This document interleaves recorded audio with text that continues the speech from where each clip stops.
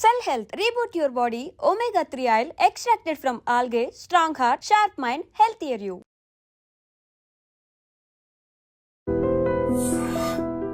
నమస్కారం, welcome to I dream. నేను మీ Jhansi.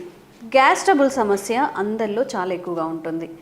Summer కూడా వచ్చేసింది. మనం కొంచెం ఏదైనా ఆయిల్ ఫుడ్ తీసుకున్నా, బయట ఫుడ్ ఏదైనా తీసుకున్నా కానీ విపరీతంగా ఇబ్బంది పడే అవకాశాలు చాలా ఉన్నాయి. కాబట్టి మన వంటింట్లో దొరికే చిన్న చిన్న ఇంగ్రీడియంట్స్ లైక్ ధనియాలు, వాము, సొంటి ఇలాంటివి ఉపయోగించి గ్యాస్ ట్రబుల్కి ఏదైనా చిట్కా మనం తెలుసుకోవచ్చా? వంటింటి చిట్కాలంటే మనకు ఎవరు గుర్తొస్తారు? చిటిపొట్ల మధుసూదన్ శర్మ గారు, ఆయుర్వేద వైద్యులు. ఇప్పుడు వారు మనతో ఉన్నారు. ఈ 3 ఇంగ్రీడియంట్స్ని లేదా ఇంకే చిట్కాలు గ్యాస్ ట్రబుల్స్కి ఉన్నాయో అడిగి తెలుసుకుందాం. నమస్తే అండి. సో అయితే గ్యాస్ ట్రబుల్ అనేది ఇప్పుడు జనరల్గా ఇయర్ మొత్తం ఒకలా చూసుకుంటే సమ్మర్ ఒకలా చూసుకోవాలి. మనం ఎంత అవాయిడ్ చేసినా కానీ బయట ఫుడ్ తింటూ ఉంటారు. పిల్లలకి హాలిడేస్ అని చెప్పి ఎక్కువగా జంక్ ఫుడ్ తింటూ ఉంటారు. కాబట్టి గ్యాస్ ట్రబుల్ సమస్యలు పెద్దవాళ్ళలో కాకుండా పిల్లవాళ్ళలో కూడా వచ్చే అవకాశం ఉంది. కాబట్టి చిన్న చిన్న చిట్కాలు, ఇంట్లో చిన్న చిట్కాలతో ఏదైనా గ్యాస్ ట్రబుల్కి చెక్ పెట్టే అవకాశం ఉందా? తప్పకుండా. సో ఒక వేసవి కాలమే కాకుండా సంవత్సరం అంతా ఎప్పుడు ఈ గ్యాస్ట్రిక్ ట్రబుల్ ఉన్నా ఉపయోగపడే ఔషధాన్ని చెప్తానమ్మా. మీరు కొన్ని మెడిసిన్స్ ఆయుర్వేద ఆహార ఔషధాలు చెప్పారు కదమ్మా, ఈ సోపు, తర్వాత ఈ ధనియాలు, తర్వాత శొంఠి, ఇలాంటి వాటితోనే మంచి మెడిసిన్ చెప్తాను చూడమ్మా.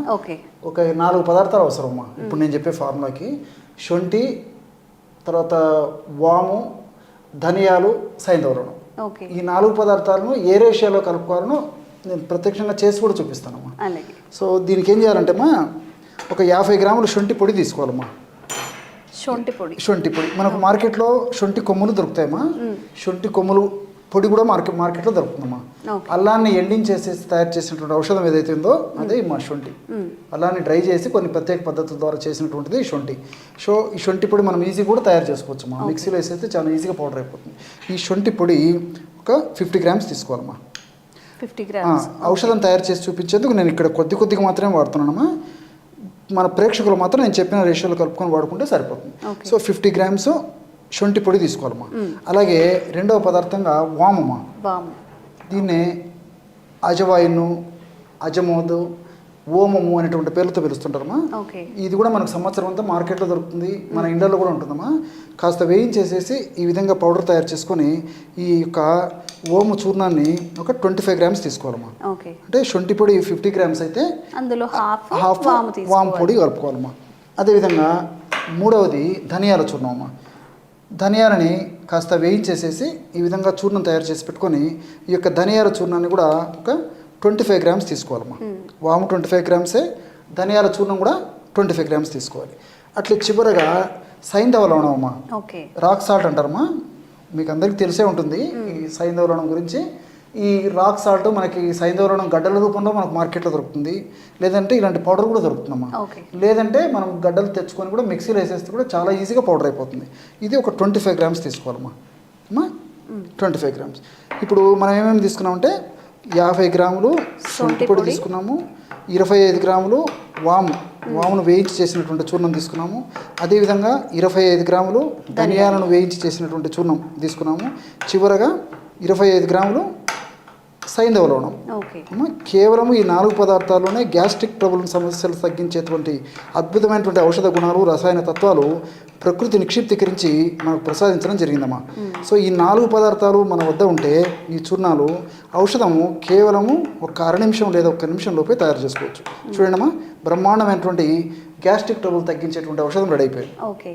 ఈ విధంగా పౌడర్ తయారు చేసి పెట్టుకుంటే మనకు కొన్ని రోజుల పాటు వాడుకోవచ్చమ్మా. ఎలా వాడుకోవాలంటే చెప్తానమ్మా. దీనికి ఏం చేయాలంటేమ్మా, రోజు ఉదయం ఆహారం తర్వాత ఒకసారి, రాత్రి ఆహారం తర్వాత ఒకసారి ఒక 50 ml నీళ్ళు తీసుకోవాలమ్మా. ఈ విధంగా ఉదయం ఒక 50 ml నీళ్ళు తీసుకోవాలి, ఆహారం తర్వాత ఒక 10 నిమిషాల తర్వాత, రాత్రి కూడా ఒక 50 ml నీళ్ళు తీసుకోవాలి. ఇక్కడైతే మీరందరూ గమనించాల్సింది ఏంటంటేమ్మా, ఈ నీళ్లు మాత్రం ఫ్రిడ్జ్ వాటర్ కానీ, కోల్డ్ వాటర్ కానీ, ఐస్ వాటర్ కానీ ఇలాంటివి పనికిరావమ్మా. సో గది ఉష్ణోగ్రత ఉన్నటువంటి నీళ్ళే తీసుకోవాలి. మరి వీలైతే కాచి చల్లార్చిన నీళ్ళైతే కూడా మంచిదమ్మా. లేని పక్షంలో మామూలు నీళ్ళు తీసుకుంటే సరిపోతుంది. ఇందులో 1/2 టీ స్పూన్ అంటే 2.5 గ్రామ్స్ అమ్మా. ఈ స్పూన్ పెద్దగా ఉందమ్మా, కాబట్టి చిన్న టీ స్పూన్తో అయితే 1/2 టీ స్పూన్ ప్రమాణం వాడుకుంటే సరిపోతుంది. అంటే ఇంచుమించు 2.5 గ్రామ్స్ అమ్మా. 1/2 టీ స్పూన్ పౌడరు ఒక 50 ml వాటర్లో కలిపేసేయాలి అమ్మా. 50 ml వాటర్లో ఒక 1/2 టీ స్పూన్ అంటే 2.5 గ్రామ్స్ పౌడర్ ఉదయం ఒకసారి, అదేవిధంగా 2.5 grams పౌడర్ నైట్ ఒకసారి కలుపుకోవాలమ్మా. అంటే రోజు 5 గ్రాముల పౌడర్ ఇందులో కలుపుకొని వాడుకోవాలన్నమాట వాటర్లో. చూడండి అమ్మా, బ్రహ్మాండమైనటువంటి గ్యాస్ట్రిక్ ట్రబుల్ సమస్యను తగ్గించేందుకు ఔషధం రెడీ అయిపోయిందమ్మా. పానీయం చాలా బాగా పనిచేస్తుందమ్మా. ఇది తీసుకున్నటువంటి తక్షణమే ఇందులో ఔషధ గుణాలన్నీ పనిచేసేసి గ్యాస్ట్రిక్ ట్రబుల్ సంబంధించినటువంటి సమస్తమైన లక్షణాలమ్మా.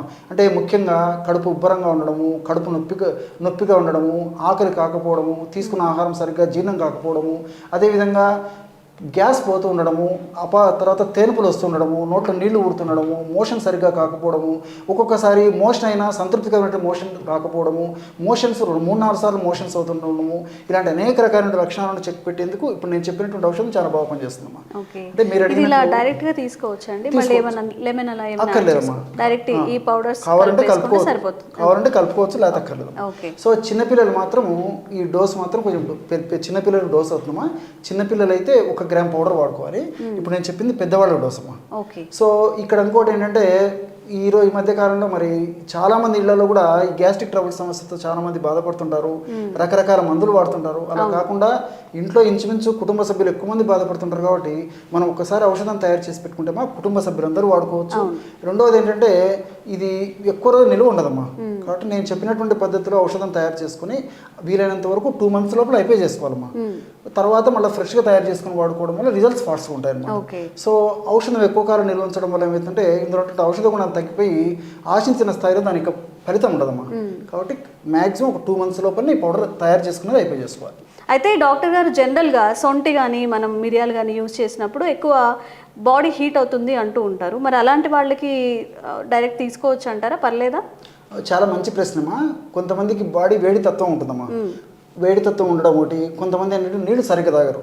ఏ కాలమైనా వేసవికాలం కానివ్వండి, శీతాకాలం కానివ్వండి, వర్షాకాలం కానివ్వండి, నీళ్ళు సరిగ్గా తర్వాత ఈ స్పైసీ ఫుడ్ ఎక్కువ వాడుతుంటారు. వీటి వల్ల కూడా వేడేటువంటి పరిస్థితి ఉంటుంది.